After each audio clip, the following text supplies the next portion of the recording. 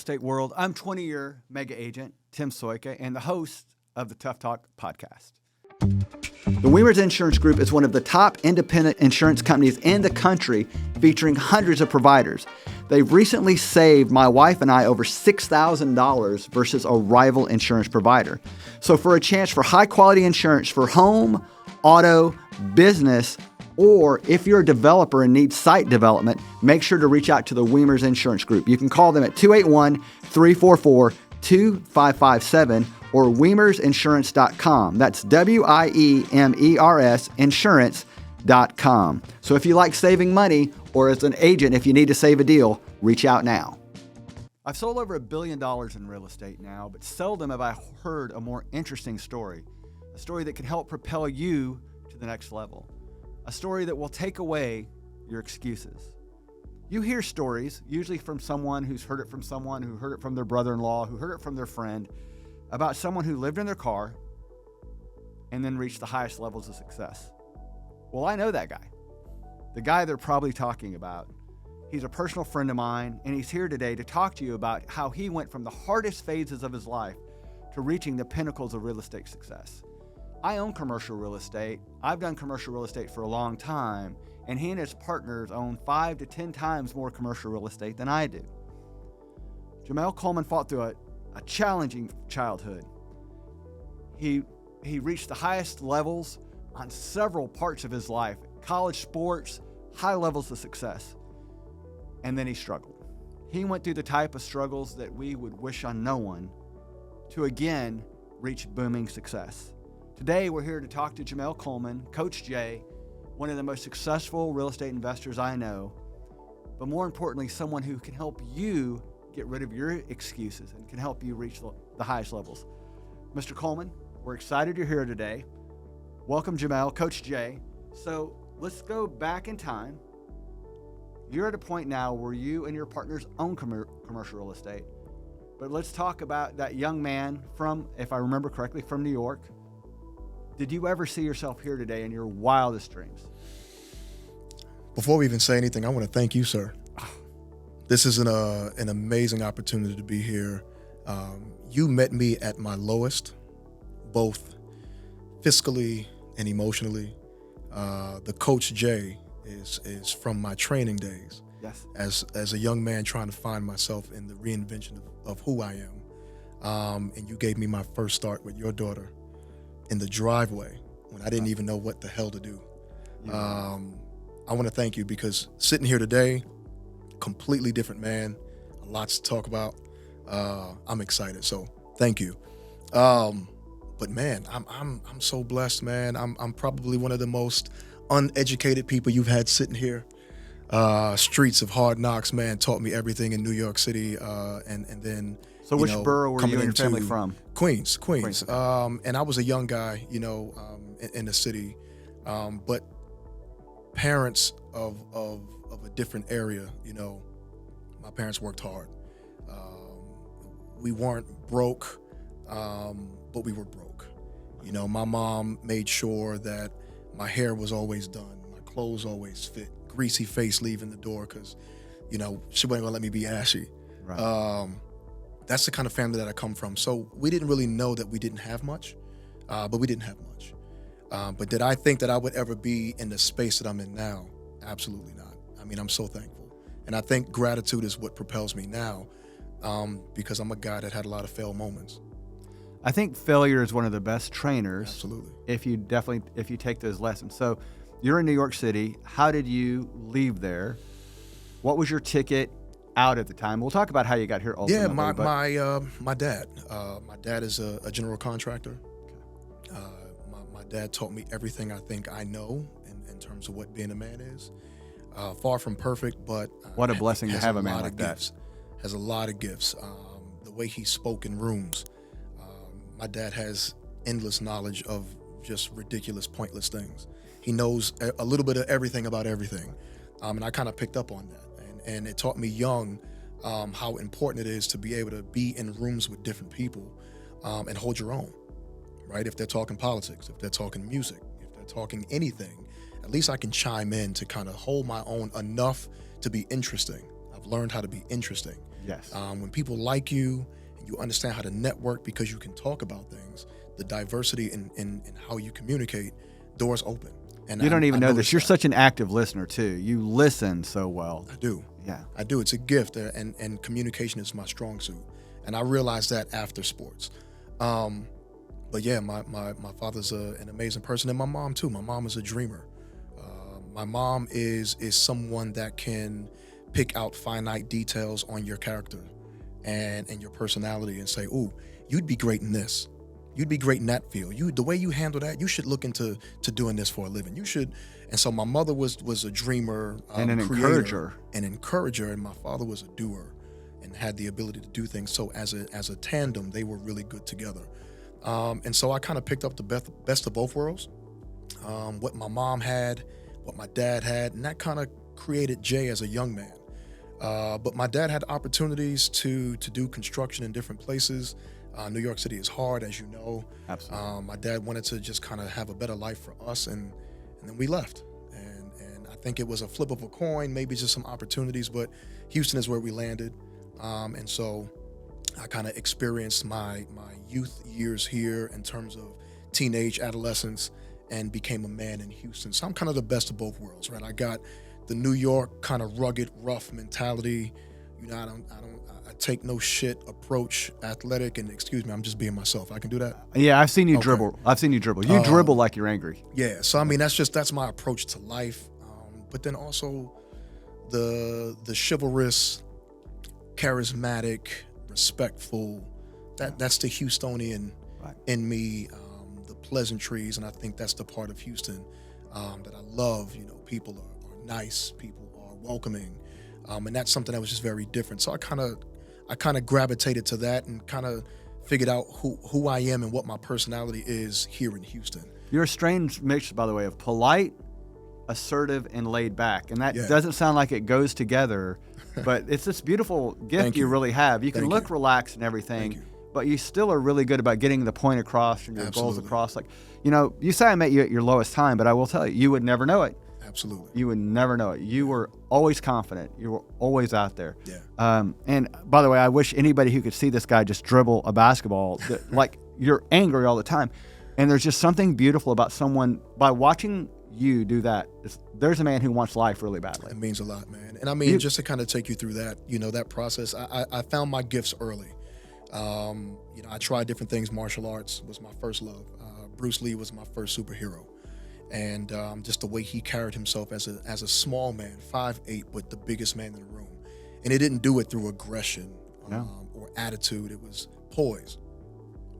He was powerful, but didn't need to be the person, look at me. So I kind of, you know, gravitated to that. But then Michael Jordan came in the mix. I'm getting a little bit older. My peers changed. My love for sports grew.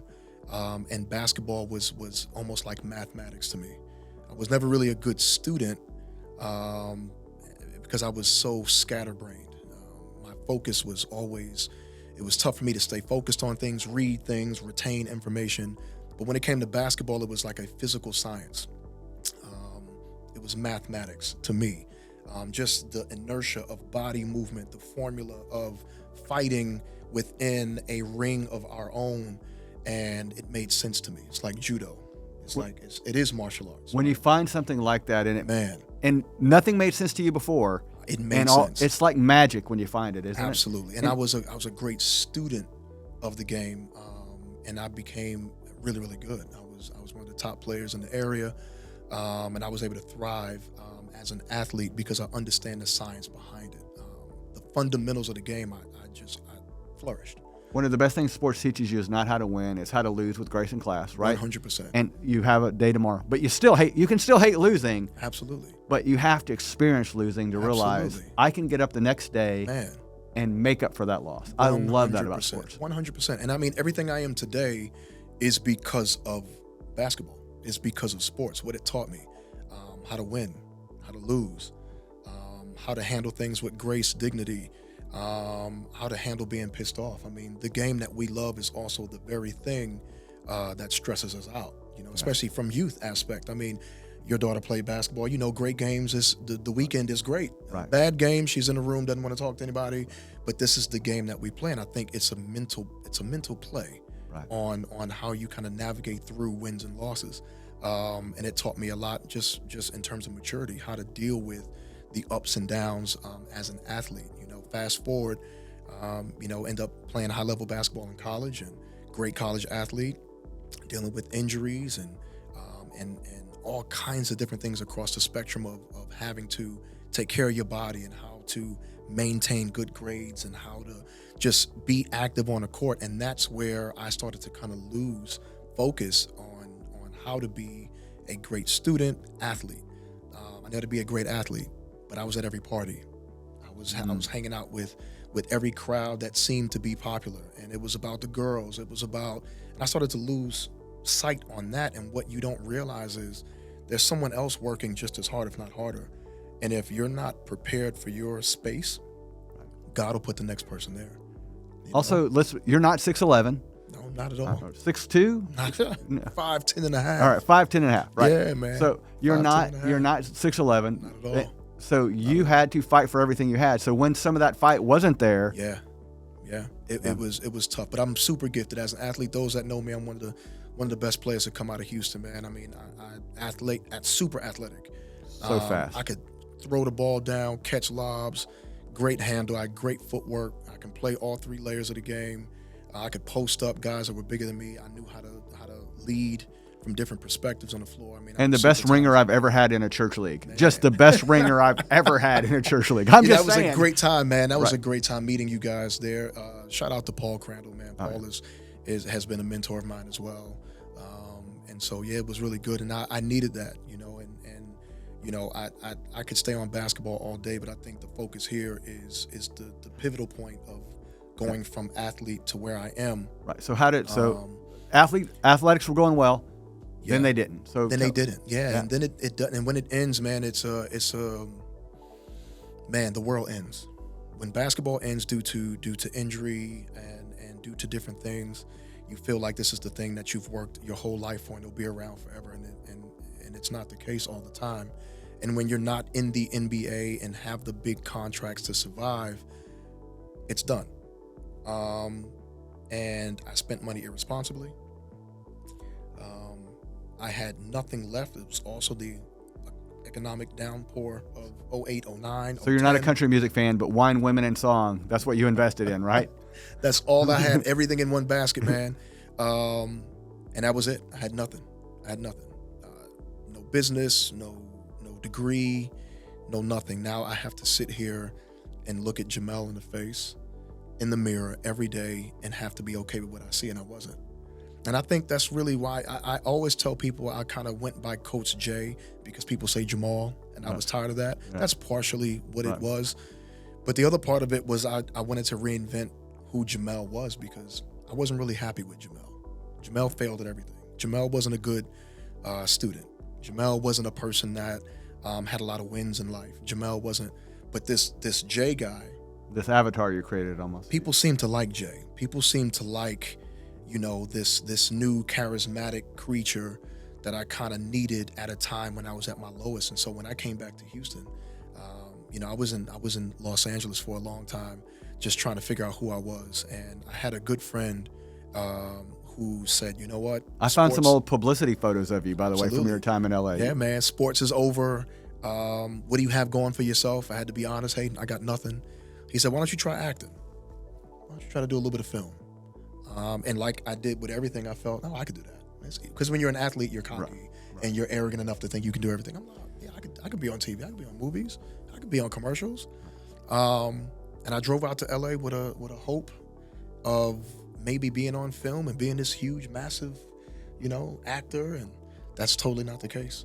Yeah. Not at all. You said, so I talk about all the time, your ability, when I say yours and my ability to accept rejection. Yeah.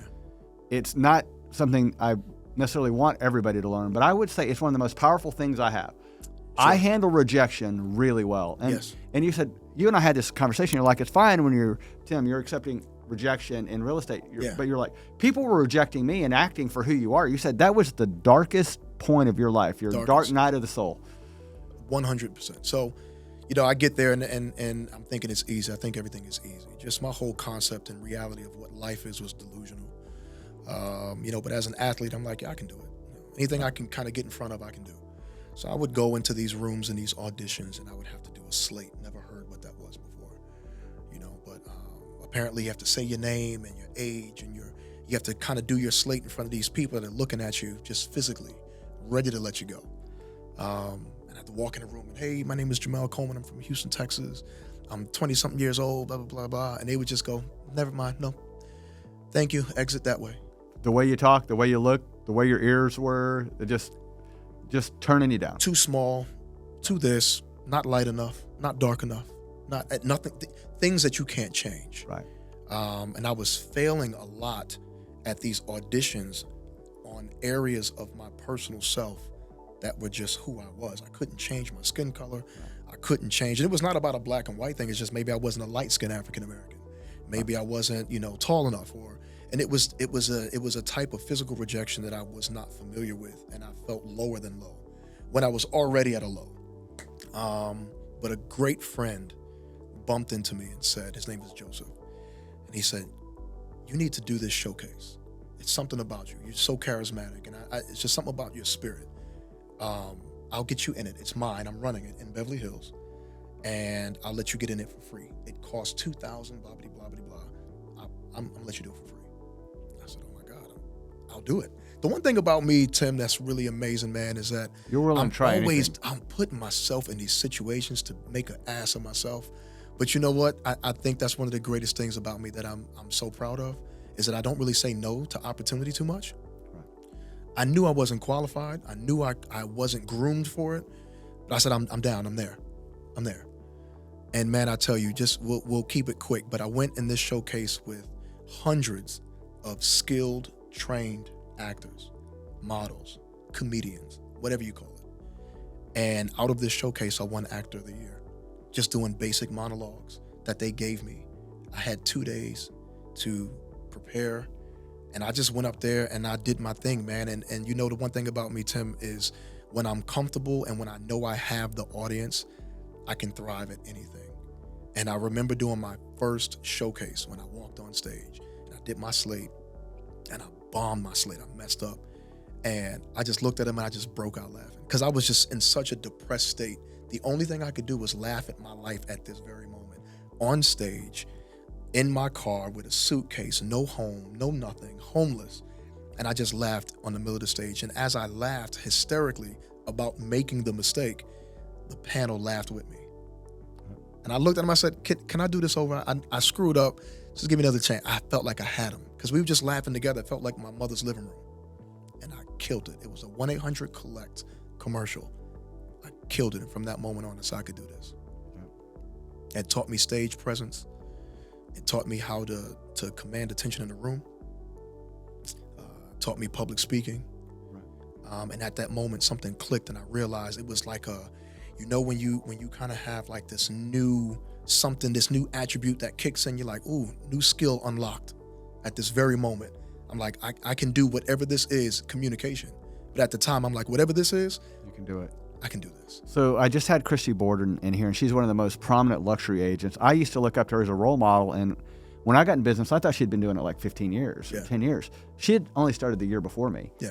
But she projected this luxury, high end, and and part of it was the marketing she did, but it was the projection that she really had. And I think the best thing, I tell people all the time, people want their brain surgeons really confident, and people want the people handling their real estate really confident. Yep.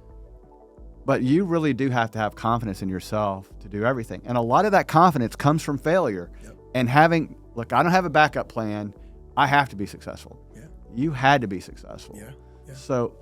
So you're in LA, things aren't going your way. You're literally living in your car. In my car. What happened next? Man, in my car, in LA, trying to figure it out. I learned, and just to kind of keep things moving without getting so caught up in certain minute details, but everything that I had to do to survive taught me how to be a business owner today. Wow. Tell us some of those.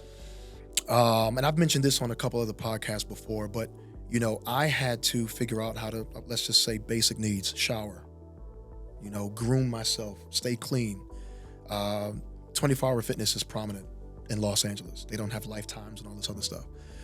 24 is the main thing. And at the time, I would go to 24-hour fitness, and they would give 3-day free trials to potential memberships. And so I would go and kind of figure out, how to get in to take showers. Hey, my name is Jamel Coleman. I have a Texas ID. I'm visiting an aunt in town. I don't live here, so I'm not interested in getting a membership.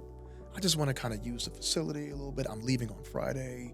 Is there anything that I can do? But we'll just give you this 3-day free trial since you're leaving town. I had a Texas ID, no harm, no foul.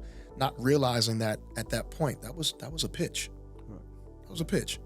It's a sales pitch, right? I would get in and I would exhaust that 3-day trial. And then I got to find another 24-hour fitness. So you had to perfect the pitch. I had to perfect the pitch. And once I got to the third 24 hour, I had a pitch locked. I was locked in.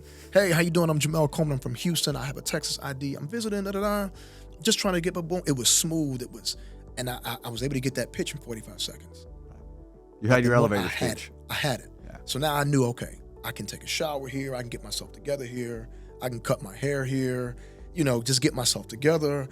That was how I had to survive on a daily basis at different places, man. And not even understanding that, that level of communication was a big part of what I use today as a successful person in business, And so things like that kind of taught me how to maneuver through Los Angeles with no family. No money. No major friendships or anyone out there to look out for me. My parents in Houston, my girlfriend, now my wife, but at the time, the girl I'm dating, who stuck with me through all of this nonsense, who I had to marry, Tim. I had to marry. And you spoke to her the other day, I had to, I'm like, oh my gosh, right? So sharp, intelligent, gorgeous, but besides that. Held me down, man. Yeah. Held me down. And so I realized that it was just crashing and burning out there, man. I learned a lot of different gems from being, and that's GEM, gems from being out there. But it really wasn't doing anything for me. I'm like, you know what? Had a conversation with my mom. She was like, okay, you tried this stuff. You're doing your thing. You need to come on back home. Home is where mom is. Come on. Right. You need to, let's get yourself together. Time to reset your life. Let's reset now. And so I kind of, walked away from this figment of this fairy tale. I'm gonna be a movie star, because it just wasn't, and I didn't have a passion for that anyway. Right. I'm gonna play professional athlete. I'm gonna be a movie star. Yeah, man. It's time to grow up. And that fantasy does happen for some people. Sure. It does. Sure. It didn't happen for you. Not for me. So how do you recover from that? That's it. Right. 27 years old. Come back to Houston with a busted up, beat up Isuzu rodeo that I was sleeping in, and it wouldn't even run. It wouldn't even run when I came back to Houston. I'm driving, my girl's car all over the place. I'm dropping her to work, and I'm trying to find work, and I'm like, it's something about me, Tim, man. I was never able to keep a job. Never. I wanted to kind of operate off the beat of my own drum and my own movement. I'm good at what I'm good at, but at the end of the day, I had to be an owner of something. Well, some of the things you said earlier point to, I know I have ADHD really bad. I don't know, I don't have ADHD, but I can't focus or I had to really work on being focused on things and being diligent on things. And I really work hard to this day at 41 years old to work on my weaknesses. And that's just one of them, but just getting to work on time. I'm always 30 minutes late. I was fired from everything. On time today, just saying. I was on time today. But yeah, I've had to master these things. But I was late to everything, man. I couldn't. So for me, I think a lot of times in podcasts, people preach, ownership, entrepreneurship. I'm not that guy, because I think ownership is not the only route to success. If you're good at a field and you love what you do, there's a lot of success without the narrative of being a business owner. However, for me, I knew I had to own something. I had to know I could do it on my own. I had to own something. That's just my personality. So I'm not the guy that sits here in a podcast go, hey, you want to be a boss? You want to drive it? No, my thing is, for me, my success had to be based on my own movement. I also knew that I would work the hardest for me. Your own efforts, your own choices, your own money, everything. Period. And so that's what it was. So I had to sit down and really come to terms with who I am and what I have to offer. What do you have to offer? How can you be a blessing to somebody with what you have. Obviously, basketball. I love kids. I've always been in that space where I have a passion for youth. But I knew I didn't want to be a teacher in a classroom. How could I make it kind of mold what I am, who I am? Coach J was born. So you know what? At the time, before it was like a big popular thing to do, no one was in the development world. Nobody did skills training like that during the time that I kind of did it. That's why I brought my daughter to you. You just saw that, like, you weren't coaching a lot yet, but you could tell, like, he's got a magic superpower where he can teach things. You saw the game differently than a lot of other people. I did. And again, going back to me as a player, I was very scientific. Not everyone that can play can teach. But I knew I was really good at this, being a student of the game. I could teach the game. And I remember when we met, I'll tell you how the blessings roll around. We met in that church league. I looked as if I had everything all figured out. I played really well. Obviously, Again, you were our ringer. So, but it was like, I think even during that time, the connection for us to meet was meant. I think that was God's way of saying, okay, you got this stuff on paper. You made it a goal. Let's make it a reality. Your daughter was playing in 7th grade. Yes. And we talked. I said, well, I'd love to work with her. Right. I'm a former player. I know the game. You gave me a shot. Do you have a gym to work at? Nah, I don't. Do you have any basketballs? I don't. I didn't even have any 28.5s. Right? Girl basketball size is different. Right. I had no 28.5s. I had no cones. I had no business cards. I had nothing. You said, don't worry about anything. I got some basketballs at the house. I got some cones. And if I don't, we'll just use whatever's in the garage. Come on over. That was my first experience to what being a trainer is. And I learned a lot through Abby and figuring out my voice and how to lead and what she needed as a lefty to work on her weak side. I still remember, see? Yeah. And she grew.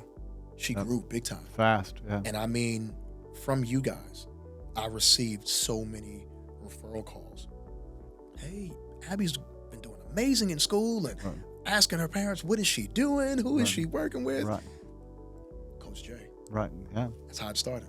And that was the first pivotal reinvention of, man, I see the light at the end of this tunnel of darkness, and I think I can do something special here. You really can.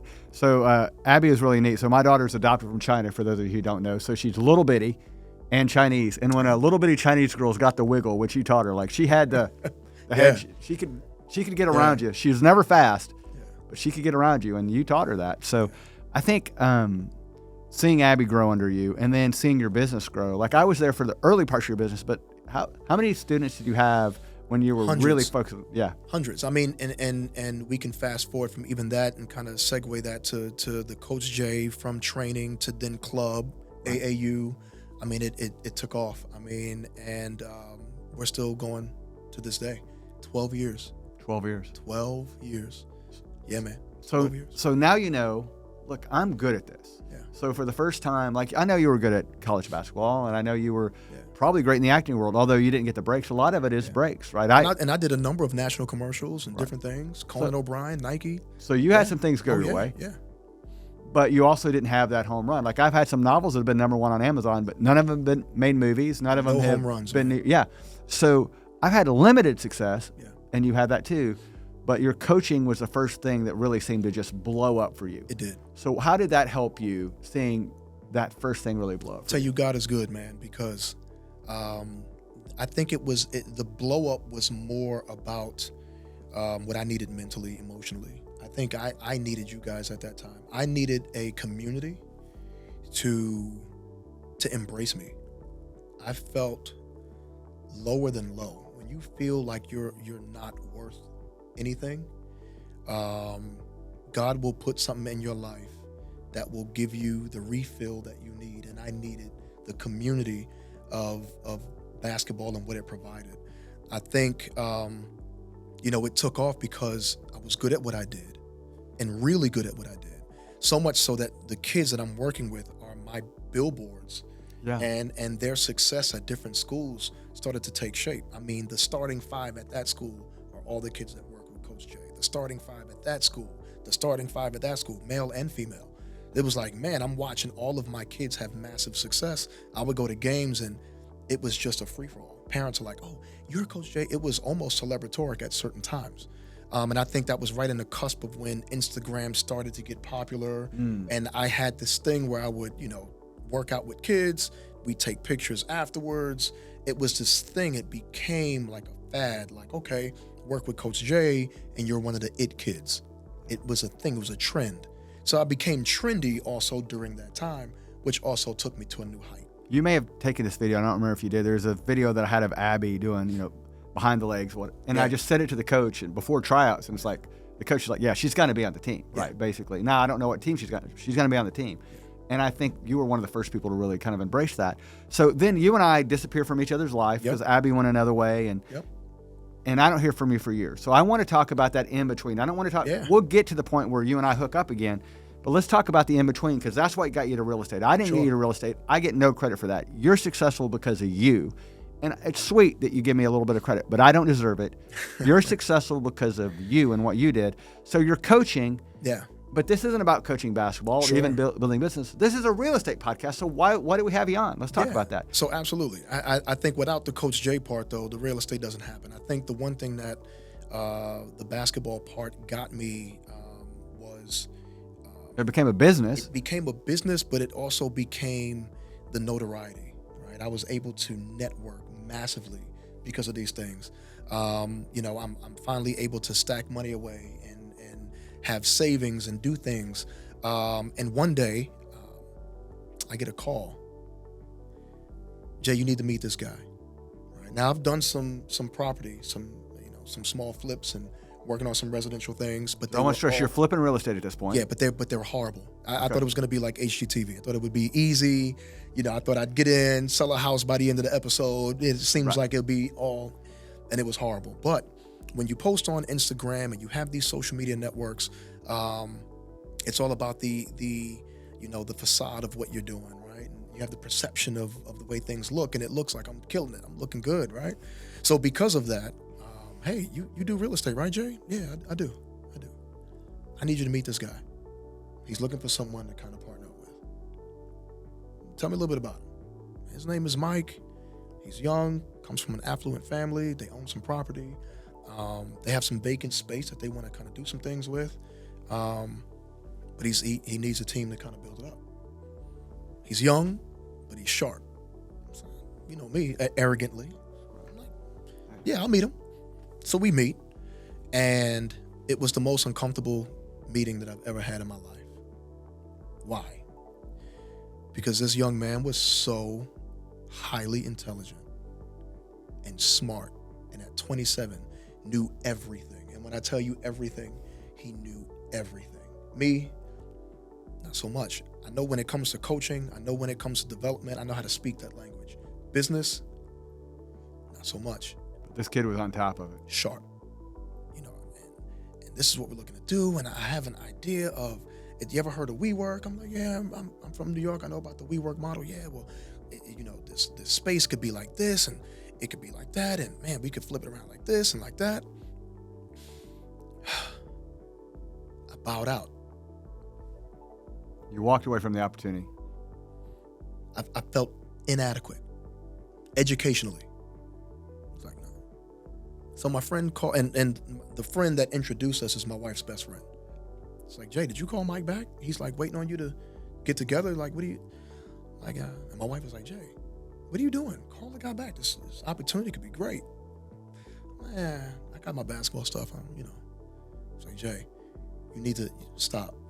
And Holly, my friend, she said, Jay, you need to call Mike now. I prayed on it, and God has just put it on my heart. You need to call Mike. I said, okay. And we actually sat down again, and we were able to kind of create what the ranch office is. And the ranch office is a beautiful co-working space. If you know of other co-working spaces such as WeWork and Regis, those are our direct competitors. And what we do is we find models real estate properties, and we have all different types of models that we've created at this point, but it is basically commercial office leasing. And so if you are a small business that is more of a niche perspective, where small in numbers, not necessarily finance, but if you kind of pop in here or there 3 times, 5 times out of the week, and you need a really cool, all-inclusive place to work that is amazing, that has a gym, that has ping pong and fun places to just be around. If you got to go to work, then this is a great place to be. I was in your place on Kingsland, and excellent gym there. You have a trainer there that comes as part of the package. Fitness trainers. We have great coffee here. It's absolutely. You can walk to restaurants. It's absolutely amazing. We have beer on tap. I mean, it's a country club for entrepreneurs that don't want the hassle of long-term lease, that don't want the crazy overhead prices, that want a flat rate, one price, all-inclusive, everything. Not mess with it. I don't have to worry about electricity, internet. I don't have to worry about water, gas. I don't have to worry about tenant improvements. I don't have to worry about, it's all there. Conference rooms, everything you need, copy printing station. Just come to work. We got you, fully furnished. It's a business incubator on one half, Yep. where we just talked about a great company that just was with you, Terraflow. Yep. They were with you, and now they're out in much bigger space. So, Yeah, but they started, or second space, whatever. Yeah, yeah. They had a space with you, and now They've graduated from the ranch. And that's the beautiful part of what we provide, is we get a chance to see people start and or grow from our location. And their word of mouth will always be prevalent to us, because we are a big reason for their success. And we cater them, and we do incubate them so that they can build what they have and graduate from us. That's the whole goal. It sucks to see people leave, but it's also awesome to know, like, man, look at where they've come. I think one of the best things, I tell people this one of the best things you can do in life is have people whose lives are better because you're in it. 100%. You have medical space too, so if a doctor needs space, we do. We'll do a shout out at the end, but sure, you have medical space, you have professional space. We do. A great We do. So tell me about some mentors that you had that really helped you. Even though this guy, so I have a couple of people in my life that are younger than me that I consider mentors. Mike is definitely a mentor in terms of what we do and what we are. Michael Hopanimi, and that's his full name. He deserves that full shout out. He is absolutely a mentor of mine. My life changed. You know how when you meet certain people, your life changes? Yes. And that's why I give you the love that I do, is because when I met you, my life changed. Coach J was born when I met Tim. And when I met Mike, my life changed, and it changed for the better. It forced me to work on the weaknesses that I was able to survive on, even as a business owner. Now having someone that I partner with, that we have to work together. He's very detailed, and I'm detailed in my way. And having to understand what makes him happy. Right? What does he enjoy? Mike likes to see massive organization. He likes before on time. He likes, and my personality was a little bit different. I'll get there. I'll be there. I'm the guy that I'll put the cape on. I show up. I hit the home run. I got it. Everybody's preparation is not the same. And so working with others in that regard taught me a lot. He likes fully leased buildings, I bet. Yeah, leased buildings, man, don't we all? Yeah. You know? And so, yeah, man, he's definitely a mentor. I have quite a few guys, and I'll just name a few guys, like Elias Dunn, my man Champ. He kind of helped me with being a coach and how to deal with community in the space where you're working with people's prized possession, which are their children. Right, and how to navigate through that world. Alex Matura, I've talked about him. He's a great friend, that just someone that made me see bigger and better. Wanted me to think about something greater than just what was in front of me, but to dream a little bit and to be okay with, like, I'm gonna be there. I think sometimes people don't believe that, you know, like, they can be something great because it seems fake. I'm a dreamer. I'm like, I'll be worth this. I'll have this. I'll live like this. And that's kind of just how it is. And having someone in your life that you can visually see manifesting these things and doing these things, I just always felt like it was tangible, like I had access to the. Because you saw people who had done it. I believe it. You know, there's and I met a great guy through Alex named Toby. You know, Toby Cole is a massive attorney in Houston who's a quadriplegic. And the thing about him is that kind of takes away all your excuses, right? He's so gracious, man, but he lives a life of a king, you know, and can only turn his neck and his head. And I had to, and he hurt himself in high school, graduation. Oh, wow. And how did he get so big? He said, I think the reason for my success is the injury that I had. And knowing that this is all I have to use, I'm going to study, I'm going to work, and I'm going to be an advocate for people in my case. And so he does a lot of law work for quadriplegics and people that need help in different areas and ADA compliancy issues. And I mean, he's amazing. You know, Paul Crandall's and the guys that gave me shots, gave me a chance. You know, and the list goes on, man. My dad, Yeah. you know, my dad is an amazing man. And to this day, you know, I know he's proud when he sees what I've been able to accomplish, just as a person that comes from, I don't want to say from the mud because my parents were always prevalent, but that created something from nothing, you know, and I'm really, really proud to make him proud because I didn't have the degree. My parents didn't get a chance to walk across stages and celebrate moments with me. I barely graduated high school. I was always in and out of trouble.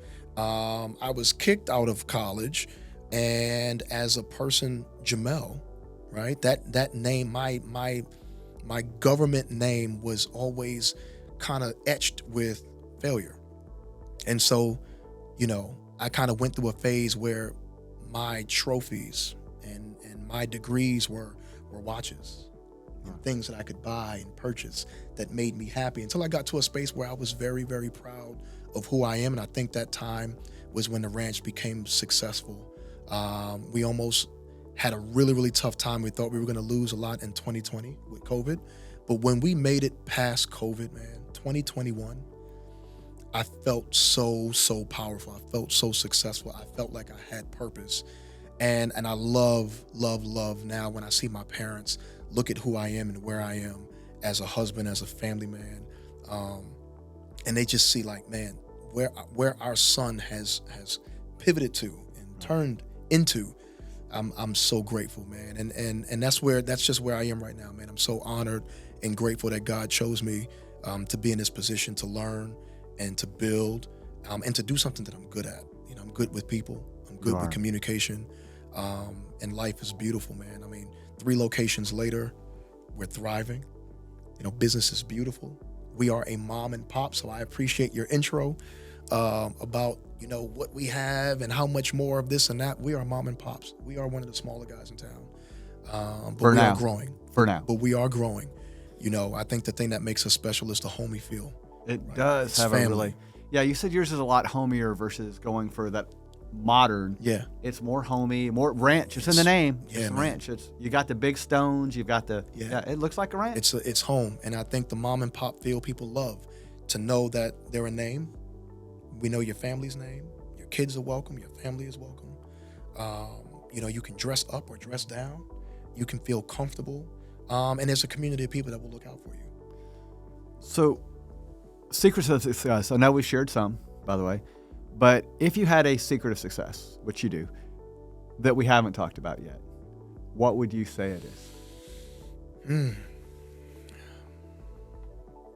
I wish I had some really cool things to say in regard to that, but opportunity is not something that always comes. And I think you're blessed if you're someone that has a multitude of opportunistic things, ventures. Understand when you have opportunity and go for it. Even when you feel unprepared. Luck is, I always say, luck is where hard work meets opportunity. Not my saying, it's been around a long time. Sure. But I really think that's true. And when you had that opportunity and with all your confidence and all the ups and downs you'd been through, you almost walked away from. And this was one of the first times I've ever done that. And that's why I knew that it was something I needed to embark on. Because I never felt so unprepared with something before. But man, opportunity is everything. I am at the point now where I am willing to fail to achieve greatness. So one of my buddies said several years ago, he goes, you could lose everything you had, to me, fall out of the back of the truck and find a way to make 10 grand a month. And I said, really, that's all you think of me? Just 10 grand a month? Yeah. He's like, I'm trying to pay you a compliment, right? But look, I don't want to lose everything. I've worked too hard for it. Sure. And I was talking earlier to someone, and I said, I spend a lot of time with people talking about superpowers. And with you and me, some of that is our ability to put our energy out there and make people feel confident. Yeah. But that superpower came from, like you, the kid who came up with little or nothing. And how many barriers could I put between me and being poor again? Yeah. How many barriers could I put up? CDs, storage units, office buildings, extra homes, money in the bank. How many barriers? And I am driven. I am scared to death, not a failure. I am scared to death of not having those protections in place for my wife and daughter. I took out my life insurance policy when I was 25 to make sure my wife was going to be fine. Do you know how, maybe that's 26, but do you know how many people buy life insurance at 26? Like, I was going to put as many fences as I could between my family and poverty as possible. So that's what drives me. Yeah. And that insecurity, that kid that the other kids made fun of their clothes, the other kid made fun of this and that, like, that pushes you. So please embrace your insecurities, but use them for good, right? 100%. Don't go in them and stay there. Use them to say, okay, if I don't want that to happen, here's what I want to do. And people ask, like, where does that superpower and that confidence come from? Yeah. I'm not afraid of failure, but it doesn't mean I want to make it easy on me to go back. 100%. I'm going to put every barrier in place. So that's what drives me. Like, I have to know that my family's taken care of. Sure. I have to know that. We're in the same place, man. I mean, it's funny. It's almost a PTSD for me at this point.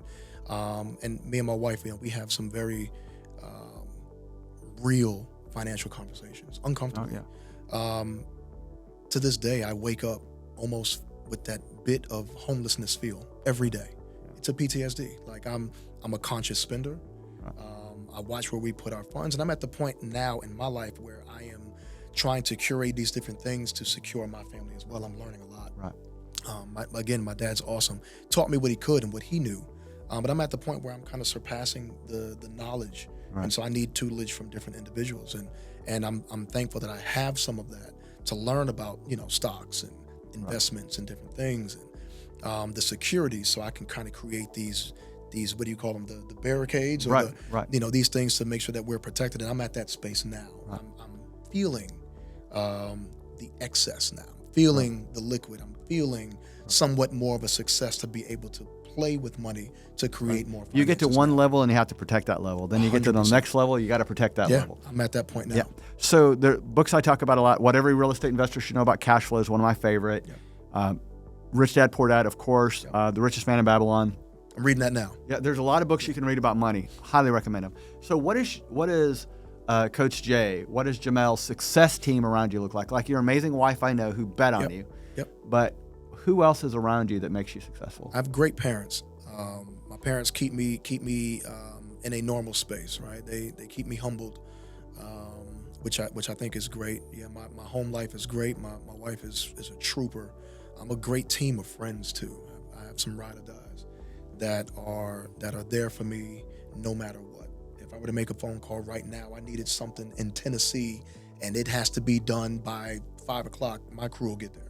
And so I have a great team around me, and I'm really thankful for that. And I do have some great mentors that will answer the phone.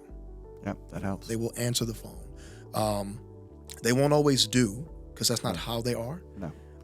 Mentors aren't there to do. They will tell me and give me things to make me think about the best way for me. But they will always answer the phone. And so I'm always in a space where I have to think. The partnership that I have with Michael is fantastic. That's my brother, man. So I have a great team of people that are teaching, pushing, helping me excel. And I think that's the reason why we as a conglomerate are successful. The best mentors, you have the right mentor when they won't tell you what they want to hear. If they keep telling you what you want to hear every time, that's not your mentor, that's a cheerleader. Correct. The best mentor will deliver the toughest news in the toughest ways. And I have different levels. I have different levels of mentor. I have a few mentors in my life who will deliver. I say they will deliver their medicine without sugar. Yep. Right? Like, it takes me a day to recover from it. Yeah. And some of them are very close to me. And I have some mentors who will deliver tough news, and I call it the Oreo. Hey, here's some good news. Here's your bad news. Here's more good news. Right?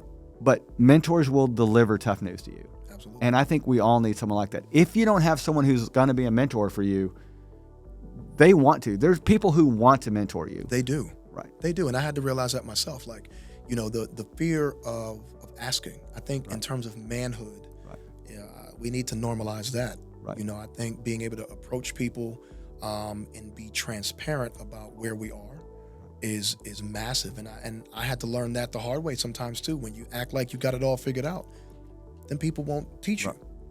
Well, so a real mentor, you're not asking them a favor to mentor you. Yeah. They're looking to help people. They are. They are looking to help people. And that's what I found about the people. I just called one of my buddies the other day, and he's someone I look up to a lot, and said, look, I have too much money of mine on the sideline right now. What do I do? And he basically chastised me like, you are making nothing on you're not even adjusted for this. And I mean, here's my financial guy, talk to him. And while I'm great at investing in real estate, and again, I say I'm great at making money, I'm great at not spending it, but having all of it work for me is not my strength. He really put me in a room with the kind of people who can help me with that. Love it, yeah. And he told me, look, you're doing this wrong. This is not acceptable for a man of your age to have that much money that's not working for you. It was a tough day. Yeah, man. It's a tough day.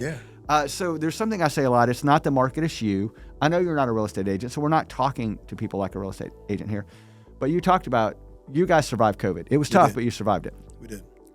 What's the state of the market in real estate look like for you today? Are you in a buying mood? Are you in a start the next ranch office mood?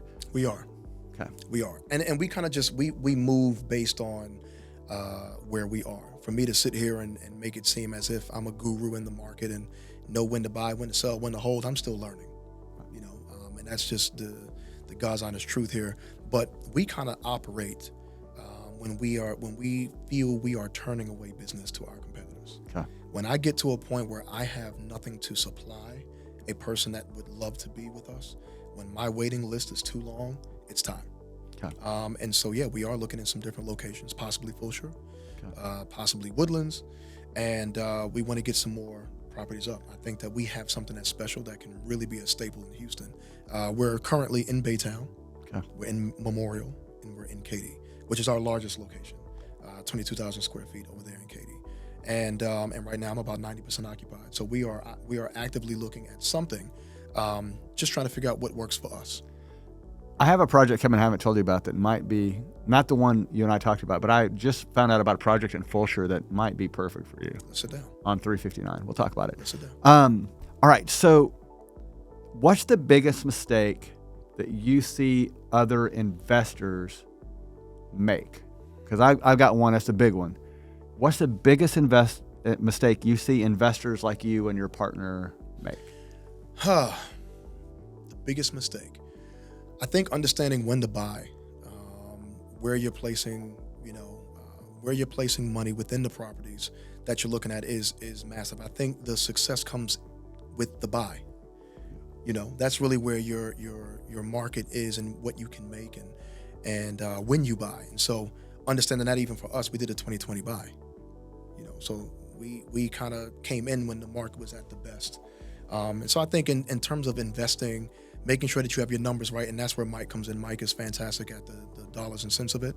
But making sure that you are purchasing, whether it's property or whatever you're investing in, the right way. I think that's the biggest key to success. If you purchase property the wrong way, then it can hurt. The biggest mistake I see, so let's talk people who lease space. The biggest mistake I see people that lease space make, which is why, by the way, you can learn with me. You can come do short-term leasing with me. The biggest mistake I see people make is you'll see a restaurant that's successful, and the restaurant's just doing really well. And they have this, let's say it's a 1,300 square foot restaurant, and they're killing it. They are printing money. Then they're like, well, we're printing so much money, we're going to lease the space right next to us, and we're going to become a 2,600 square foot space. And when that happens, they're dead. And Overgrowth? Yeah, I see their funeral certificate. Yeah. I know it's happening. So one of my favorite restaurants had a small location on Mason Road, and they were just absolutely killing it. And you couldn't get in there, and the food was amazing. And they expanded to this huge location. We won't say where because it'll give it away. Sure. And I knew they were dead the moment they moved in there. Yeah, and that's a big part of it too. I think purchase with the right vision, maybe phases, but you're absolutely right. I think the overgrowth to something can be a detriment. Go open a second location somewhere else before doubling the size of where you're at. 100%. Make it hard to get in your restaurant. 100%. Right. You want it packed. You want it packed to the rim. I think it even does well in terms of marketing standpoint. Right. And again, I'm not saying don't grow. Yeah. Right. I'm saying before you double your space where you're at, that's a lot more rent. You are putting a lot of carrying costs. It's hard. Yep. It takes a whole lot of food to pay more rent. I'm just saying. All right. So you and I have both admitted, like, I've made a lot of mistakes. Yeah. Like I drank my way through college. I made plenty of mistakes. Before I met the right girl, I may have made a whole lot of mistakes. But what's the biggest mistake you would say you've made? The biggest mistake.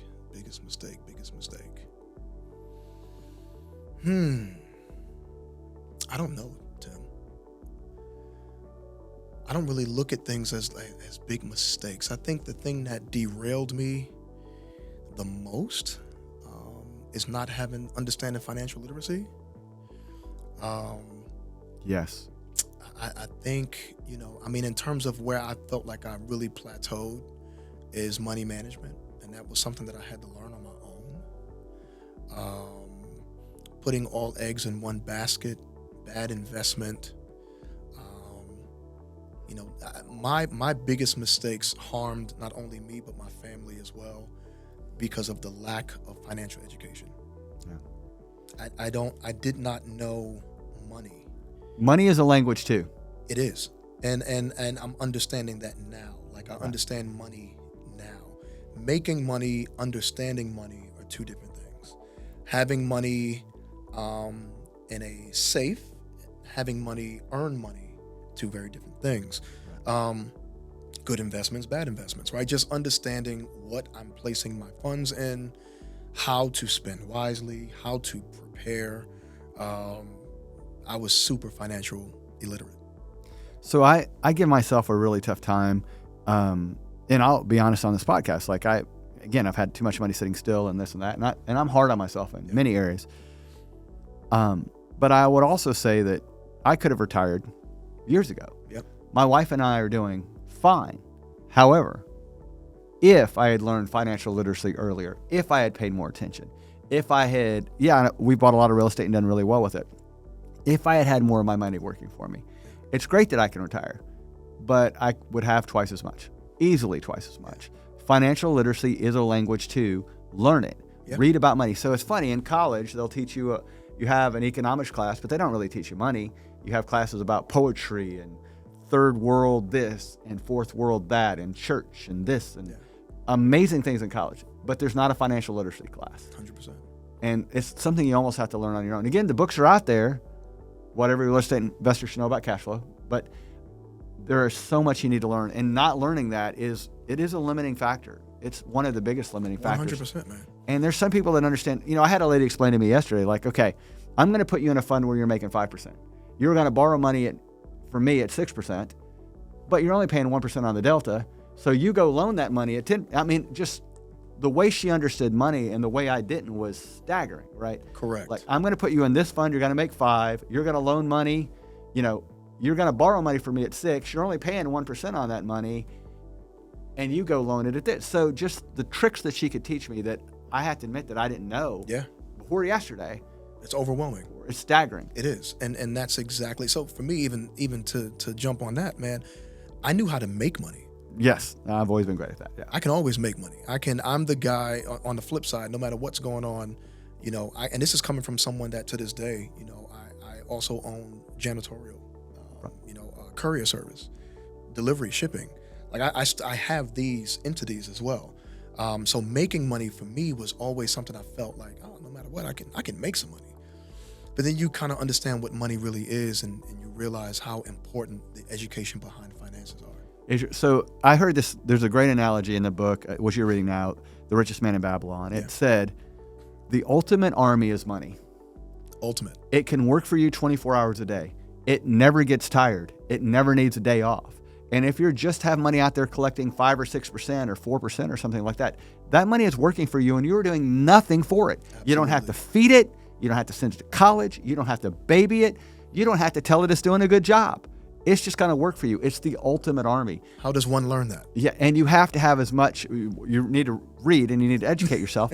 And you need to put yourself in an uncomfortable position, which Absolutely. I did yesterday. Again, I know I've made a lot of right decisions. I have.